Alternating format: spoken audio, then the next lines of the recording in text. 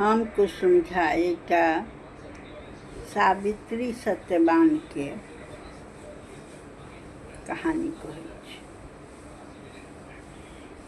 पहले जमाना में जो होइ छलै कि ने से बेटी के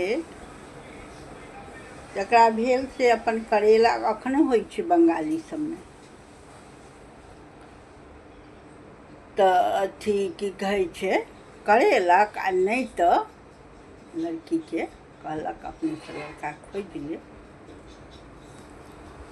और खोज ले तो शादी भेल। क्या तो हमरा बुझल है, आसाम में जे रहिए न तो एक दीपाली नाम के रहे, तो कहलकै कि जो कनी अथी नहीं रहे देखो में सुंदर, पढ़ल लिखल गुण सब रहे लेकिन नहीं रहे, तो ओकर माय सब कहलकै, हम सब कहलिए जे अपने लड़की ताकि लेबै। तो सावित्री कहना भेलन, तो कहलखिन कि जे अहाँ अपन से लड़का खोज लिया। तहन वो अपन गाड़ी अथी ताहि दिन टमटम रहै छलै, टांगा पर बैसा देलखिन।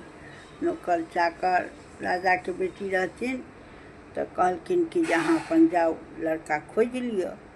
तो गेलखिन खोजल, कहै छै ने जे लिखल रहै छै सएह होइ छै।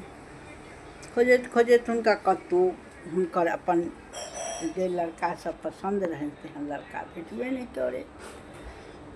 जाइत जाइत एकटा जंगल में गेलखिन तो सत्यवान जे रहथिन से अपना माय अंधा अंधी रहथिन, तब अंधा अंधी के सेवा करैत रहथिन, आ ओतऽ अपन रहैत। ई जे देखलखिन सावित्री तो हुनका मोन जोचि गेलनि, हम एही लड़का से बियाह करब। आ ओहि लड़का के जन्म कुंडली देखलखिन सुनलखिन, तब राजा के बेटी रहथिन तो जन्म कुंडली देखलखिन। जन्म कुंडली में लिखल रहे जे प्राते मरि जेतै लड़का।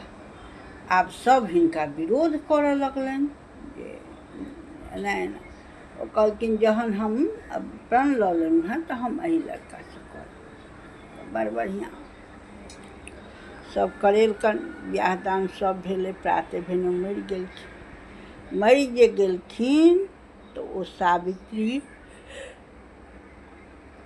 तै दिन जमराज अबै छलै लेबऽ ला प्राण, ओहि दिन से ब्रह्मा के लिखल झूठ बना देलखिन जे अखनो धरि हुनकर नीचा में ब्रह्मा के पूजा होइ छै।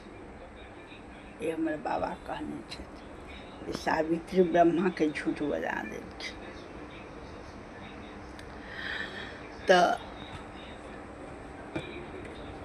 गेलखिन जे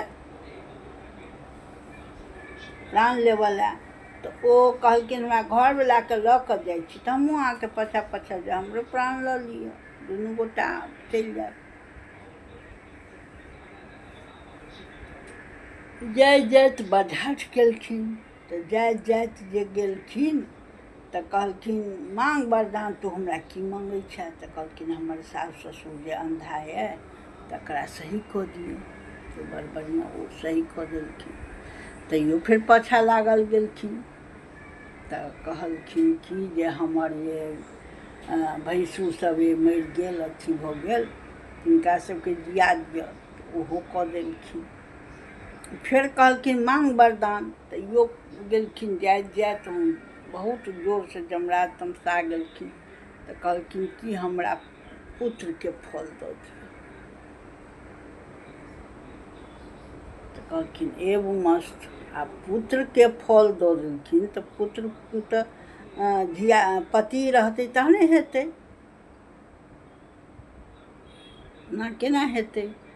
ओ जमराज तो झूठ हो गेलखिन, तहन गुस्सा गेलखिन आ ओ छोड़ि देलखिन। तहन ई राम राम कऽ कऽ सत्यवान उठलखिन, और हिनका तऽ कहै छै जे औरत में एते शक्ति मानल गेल छै। तऽ अखनो देखै छियै कते देवी देवता सँ मांगि कऽ लोक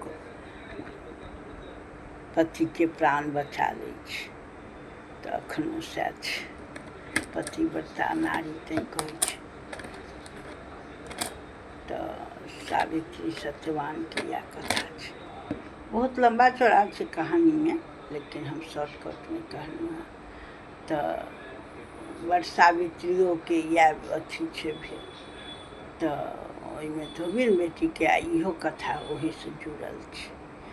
तो नारी जे छै से बहुत शक्तिशाली है और बहुत अच्छी है।